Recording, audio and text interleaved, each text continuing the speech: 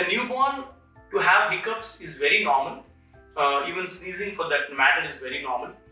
Many parents ask me that, doctor, despite of breastfeeding, his hiccups doesn't disappear. So it's not that hiccups what we get generally when you drink water or hold our breath and hiccups disappear. It's not necessarily the same way babies' hiccups disappear because their system is still delicate and immature. So they can still have hiccups despite of breastfeeding. So need not do anything about it. Just continue breastfeeding followed by burping for 10-15 minutes. Hiccups would come and go first 3 to 6 months. Hiccups are very, very normal and natural.